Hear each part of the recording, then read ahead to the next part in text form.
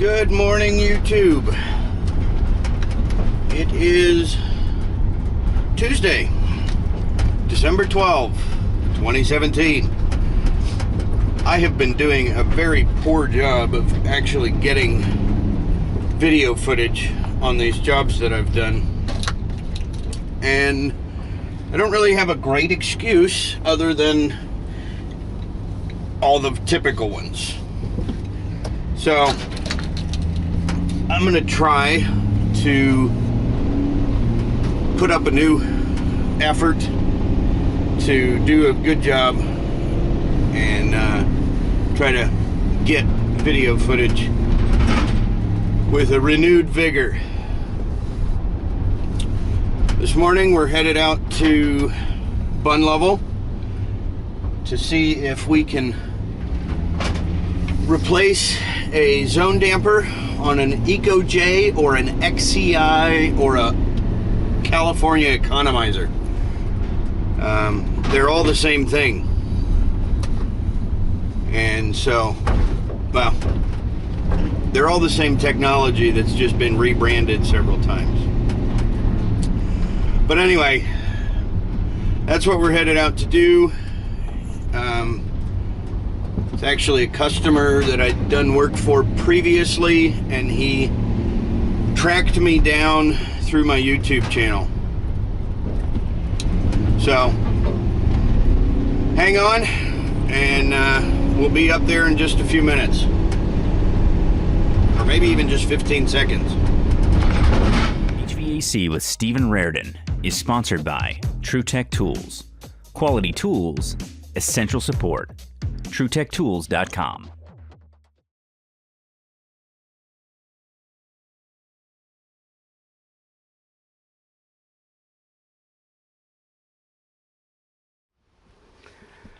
So we've got this 3.5 ton air handler here with a Smart Zone ZS2X by XCI, and over here we've got the damper for upstairs, and back there we've got the damper for downstairs.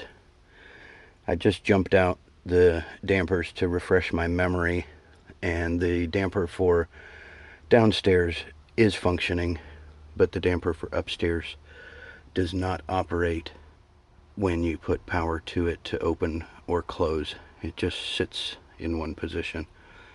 So we're gonna put the new damper motor on that and confirm operation once we're finished.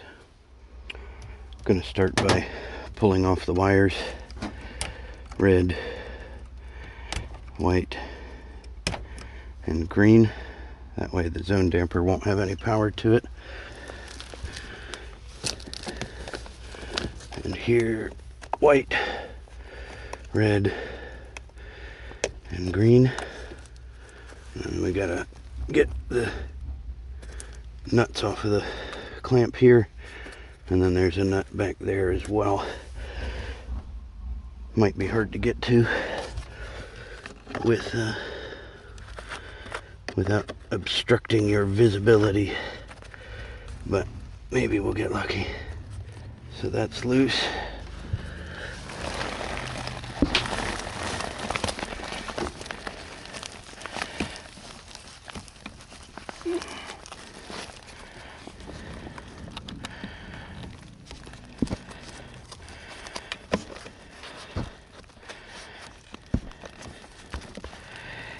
Should have got my hollow shaft nut drivers, but we'll make it work. This could actually be fun with this rafter in the way, and hopefully we can keep a hold of this little nut and not drop it in the insulation.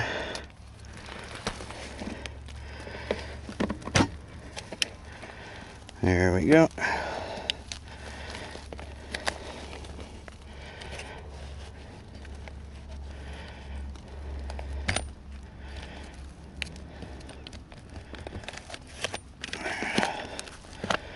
There's a tab on this end that's getting stuck in the insulation. Good times. So the damper does move freely, so that's good. And this is from June 23, 2009. Should go back about how it is now.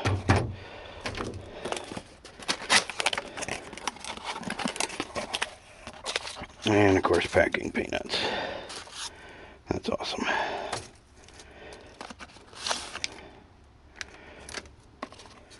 It's about the same as far as the look. Not exactly, but it's very close. It is a new version. So here we are. Really doesn't matter which way it goes. This one was securing it here and turning the opposite way to close. This one can go there and turn down as it closes. I'm not positive.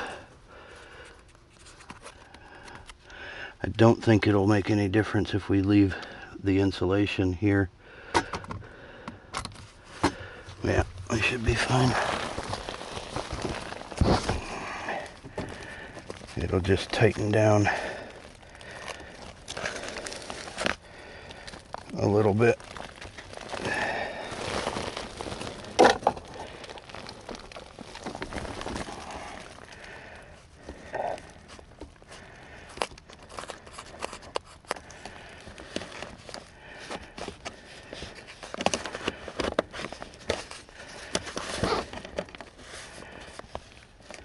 Looks like that's all the tighter it's gonna get.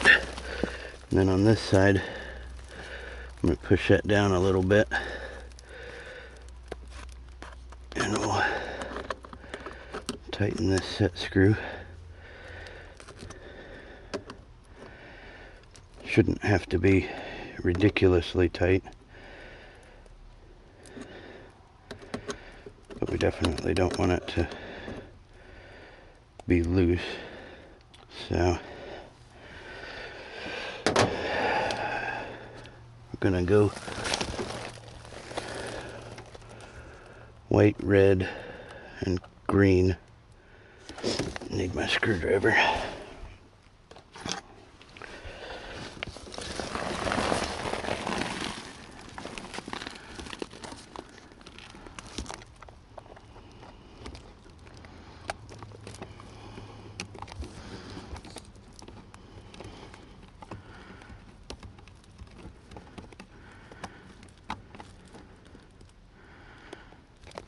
Red and green. White, red, and green is common open and close.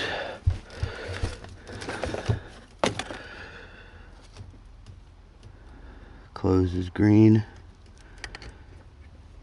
Common is white. Red is open.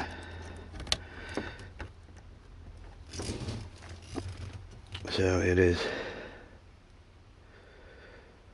moving, and the light flashes, and it goes closed. Once it's closed, it stops running the motor. Red is open. Okay, so I've got it. I need to reset this screw because it believes it's open right now. I screwed up there. I think it was shipped in the closed position. So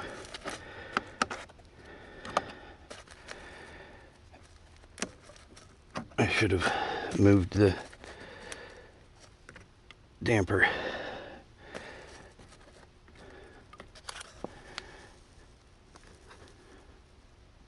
I'm gonna need a pair of pliers to get that to move. Maybe we can use the teeth on this to get it to move.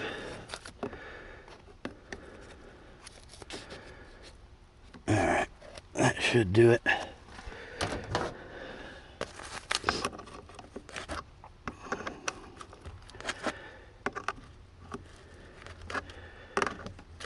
But then again, I wanted to have that pushed into the insulation a little bit. There we go.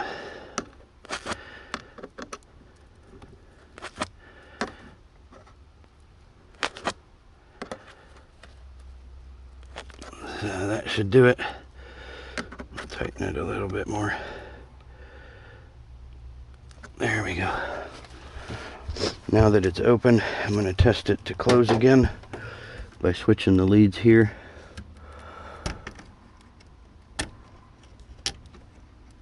And it's moving with a red light, means it's closing. And then the motor stops. Alright. I'm confident that it's working. Switch the wires back one more time to where they will be. And we'll put the cover back on.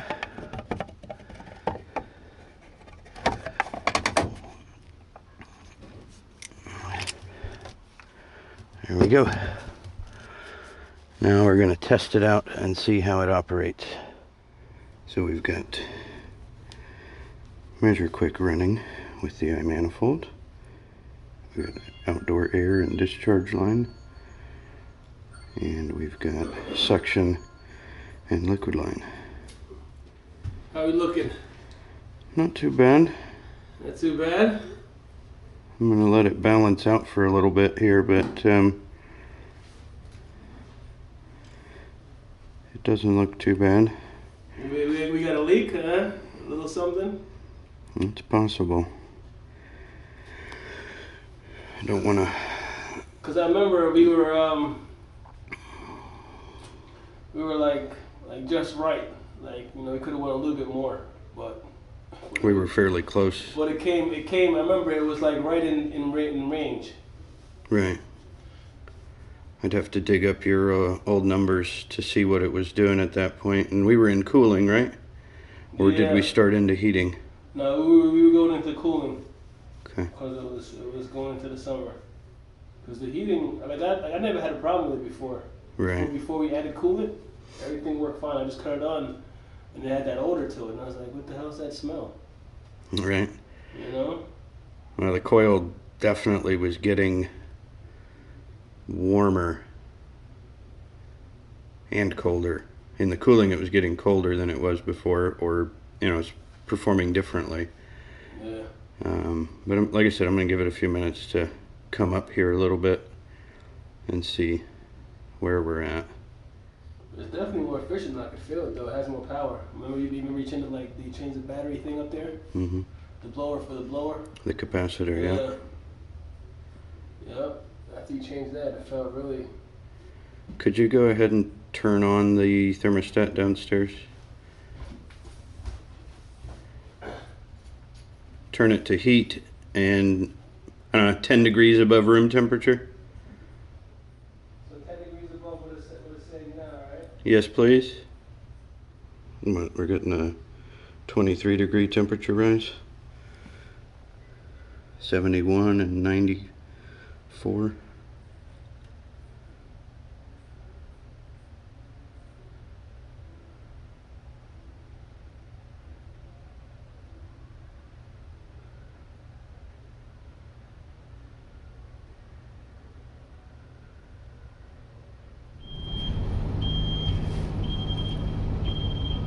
What's up, YouTube? We got this one done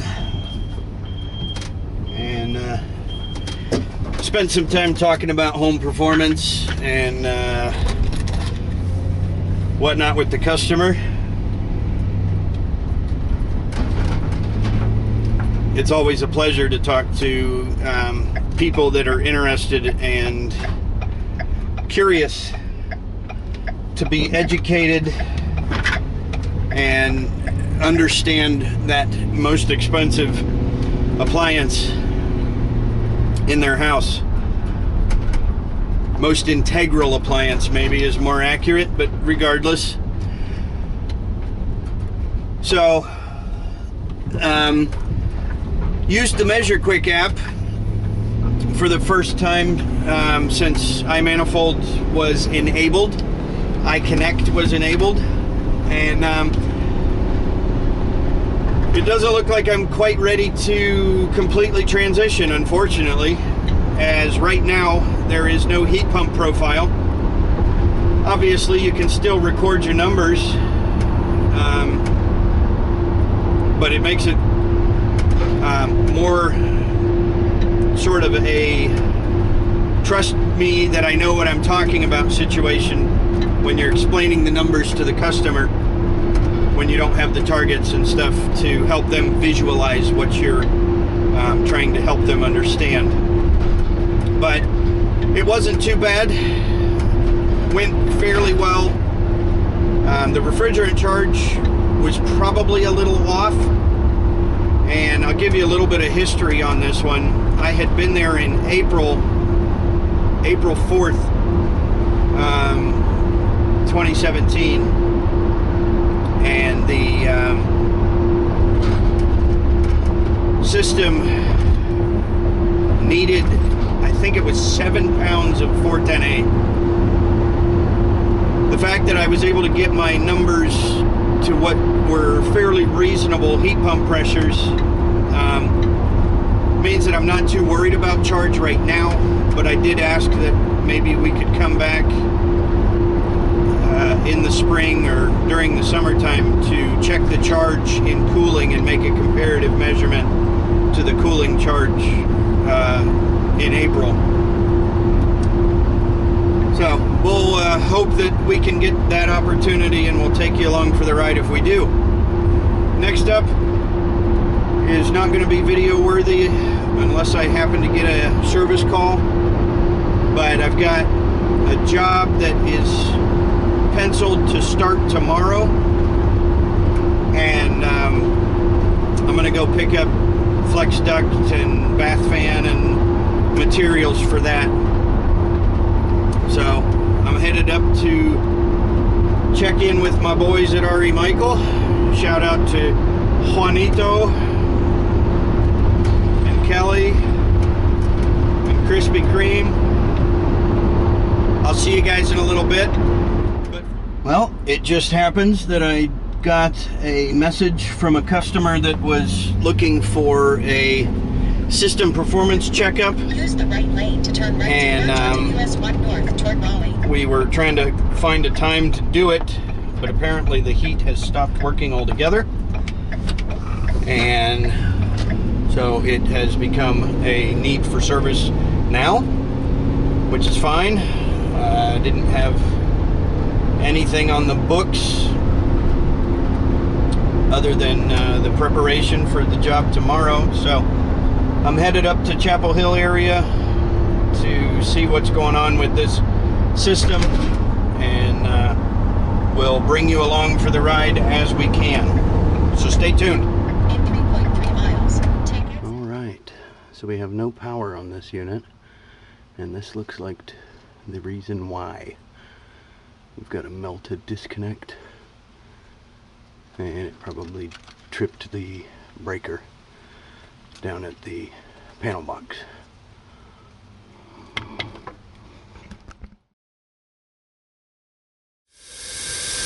So we've got pressure on it, and we've got a pinhole leak down here at the bottom of the liquid line dryer connection.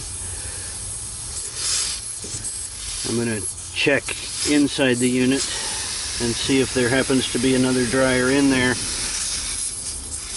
just in case. But we're going to proceed with a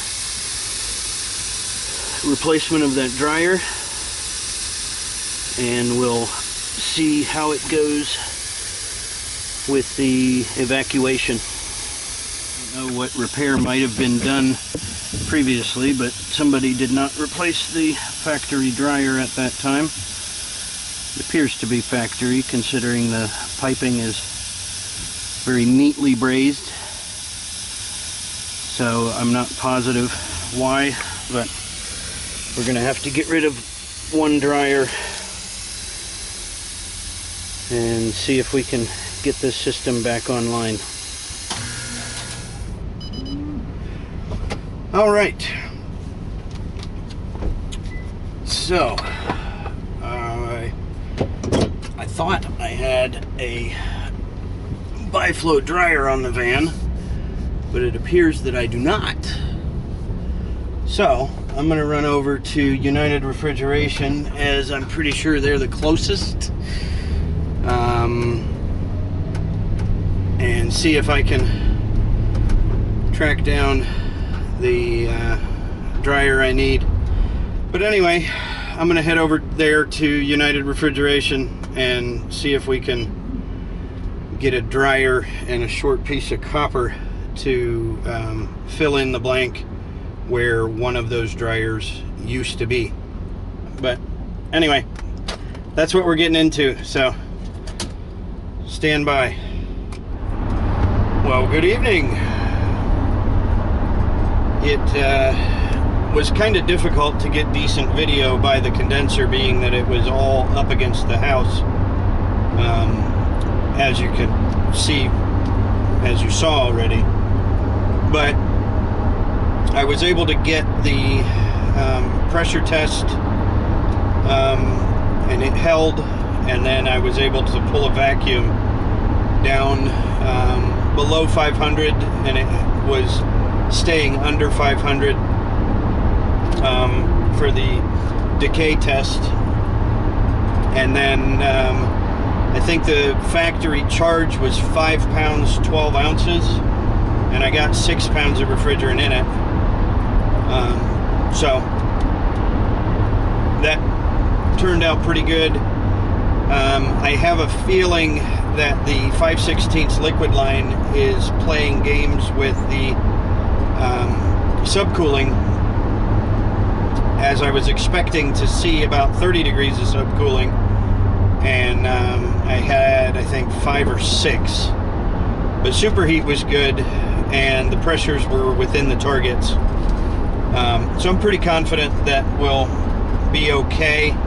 I did get them on a maintenance plan, so we'll be going back in the spring to confirm the charge at that point, make sure that the condenser and evaporator are clean and everything is performing for cooling. I got a call from the guy that I had given the estimate to on the basement or ground floor bath fan ductwork job, and we're going to start that tomorrow morning. I will see if I can get some video on that, and then that is all that is booked for tomorrow at this point. We have got a half a day scheduled if we need it the next day to finish up that job, and then that afternoon I'm going to look into a Majestic gas log unit to see if I can figure out why the blower doesn't come on when it's supposed to. Apparently it has never worked, and it generates so much heat that it has melted the mantle twice. So I'm not sure how that'll go. It obviously is a fireplace unit, so it won't be a very private space to get video in, but if I can, I will, and I'll bring you guys along for the ride on that.